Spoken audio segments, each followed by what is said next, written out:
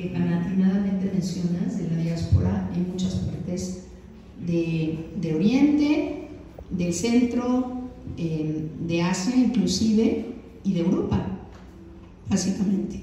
Y algo que mencionaba yo al principio, no fue la ONU la que cedió el territorio de Palestina. La ONU se funda en 1948. Quien da el territorio para la fundación del Estado de Israel es Gran Bretaña. Y está dando un territorio que no era suyo, porque ni siquiera había iniciado la época del mandato. Gran Bretaña no tenía jurisdicción sobre la Palestina histórica en 1917, que es cuando Su Majestad manda a Lord Balfour para que diga, sí, vemos con simpatía la creación de un hogar nacional judío. No habla de un Estado, de un hogar nacional judío. Bueno, pero ¿con qué derecho? Díselo a los británicos. Ahí hay interrogantes, pero ¿de qué tamaño? Bueno, exactamente. Son los británicos los que promueven las migraciones de judíos del centro y del este de Europa masivas, sin el consentimiento de nadie, porque ni ONU hay. Y a la ONU no le queda más que aceptar de facto la creación del Estado judío, porque ya tiene al 30% de la población, no 20% en ese momento, de la población de la Palestina histórica judía. Y además, con este argumento que les decía, le vino como anillo al dedo a los sionistas, que es el holocausto. Ya ocurrió el holocausto, ¿y qué van a decir los sionistas? ¿Ya ven? Si nos quedamos en Europa nos van a desaparecer. Entonces no queda más opción a la comunidad internacional que reconocer de jure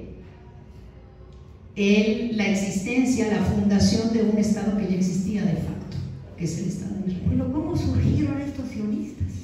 Los sionistas surgen a raíz de toda esta corriente antisemita que se empieza a alimentar de manera muy fuerte desde mediados del siglo XIX, pero ya con mucha contundencia a finales de este siglo, y que ve a los grupos judíos, a las comunidades judías, como alguien ajeno a la cultura europea, ajeno a la cristiandad, no solo al cristianismo, a la cristiandad, y que por tanto no tienen por qué estar en Europa. De ahí viene el concepto semita como un concepto de nación, de pueblo, no un concepto lingüístico, que es como se le había manejado desde el siglo XVIII. Lo semita tiene que ver con una nación, pero no con los grupos semitas que existen además de los judíos orientales, no de los judíos europeos, que no son semitas, es decir, los árabes, los arameos, los caldeos. No, ellos son semitas porque hablan una lengua semita, pero no están pensando en ellos los que acuñan el término semita como equivalente a pueblo o nación. Se están refiriendo exclusivamente al pueblo judío.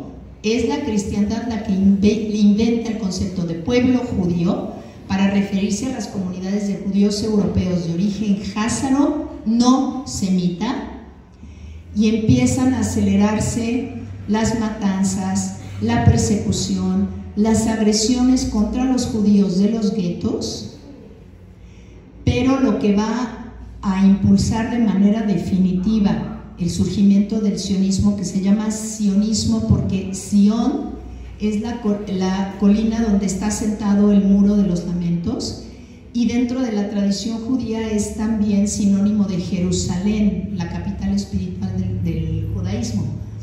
Este acontecimiento es el juicio que se hace a un oficial judío del ejército francés de alta traición que se llamaba Alfred Dreyfus. Y a raíz de este juicio, que está lleno de irregularidades y de antisemitismo, un periodista austriaco, Theodor Herzl, escribe un libro que se llama El Estado Judío, y que es el cimiento legitimador que va a dar pie unos años después. El Estado Judío se publica en 1896, y unos años después a la fundación del Estado de Israel. Bien. Entonces, Sion es así, llamada la ciudad santa. Ahí se consideran estos como legítimos judíos, es decir, como que descendientes de esta nación. Pues ellos se consideran así. Pues sí, es una no, por supuesto, pero está tan complejo de veras que pues uno no encuentra la manera de hilar esta situación histórica y poderles dar la razón a los enemigos. Así es. No, esto está horrible. Horrible. Y por supuesto, pues los palestinos son los dueños de ese territorio. Por supuesto que sí. Pues, sí, otra pregunta. Muchas gracias. Sí. Hola, buenas tardes, muchas gracias. Me llamo Carla, gracias por toda la explicación que me parece muy clara. Hay varias cosas que mencionaste que me han dejado pensando un poco en lo que viene, ¿no?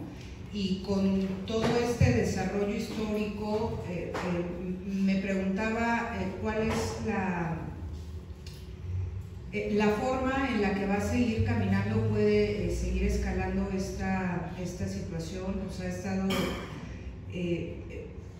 observando, horrorizada, la verdad, porque no se me ocurre otra palabra, esta violación sistemática, continua a los derechos humanos, al derecho internacional, y cómo hay una especie de negligencia, de omisiones, de falencias, de apatía, de abandono hacia esta población civil que está sufriendo lo inimaginable, a pesar de, como tú lo has dicho, estamos siendo testigos de un genocidio televisado, ¿no? O sea, y transmitido a través de redes sociales y otras plataformas. Pensé que cuando bombardearon el primer hospital iba a pasar algo y no pasó nada, ¿no? O sea, pensé que con todas estas imágenes podría haber mayor solidaridad y me parece trágico que esto no esté sucediendo, pero ante, por ejemplo, una imposibilidad ahora de hacer una tregua, si quieren, el Ramadán y tal, o sea, mi pregunta específica es, si sé que es difícil tener quizá alguna respuesta que nos pueda dar orientación, pero, o sea, ¿cuál es la posibilidad que podría tener esto para detenerse un momento, para bajar el ánimo? ¿O será que Israel no piensa detenerse hasta terminar con esto? ¿Habrá posibilidad de que si hay potencias aliadas a Palestina esto pueda como revertirse o hacer un verdadero contrapeso? ¿O históricamente cuál podría ser ahora el siguiente capítulo al que nos podríamos enfrentar ahora? Tú misma acabas de dar la respuesta. Israel no va a parar hasta limpiar Palestina de palestinos. Si la situación sigue como hasta ahora, con algunas declaraciones, algunas posturas más contundentes que otras, pero al final del día, si seguimos permitiendo que esto continúe al ritmo que va, Israel lo va a conseguir. Va a conseguir vaciar Palestina de palestinos, sea porque los aniquile a la mayoría, o, como dice Ben-Gvir o algunos otros funcionarios del gabinete de Netanyahu, a ver, incluso uno que dice lo que tiene que hacer la Corte Internacional de Justicia, a ver, si todos estos países que están protestando porque estamos matando a los palestinos, están tan preocupados por ellos, ¿por qué no los reciben? Que los palestinos se vayan para allá. Vamos a hacer unos procesos de desplazamiento voluntario que lleve a todos estos países, Sudáfrica, Brasil, todos los que, Irlanda, que están protestando, pues ¿por qué no reciben ellos una cuota de, para empezar, 200,000 palestinos? Ahí recíbanlos, pues los quieren mucho, ¿no? Pues quédense con ellos. Y a la Corte Internacional de Justicia, oye, tú deberías de estar buscando la colocación de los palestinos en otro lado y ayudarnos a reconstruir Gaza. Como van las cosas, si no hacemos algo, los gobiernos no lo van a hacer, ¿eh? O sea, ya me queda claro. Tenemos al vocero del gobierno de los Estados Unidos diciendo, no hemos visto ninguna baja civil en Palestina, no quisiéramos verla, no queremos que paguen inocentes, pero hasta ahora pues no vemos ninguna baja civil. Y a quienes apoyaron a Israel en las sesiones de la Corte Internacional de Justicia, diciendo, Alemania obviamente, diciendo, no, pues aquí no se está cometiendo un genocidio, Israel está ejerciendo su legítimo derecho a defenderse. Entonces, de entrada, si las potencias que podrían ponerle un freno a Israel no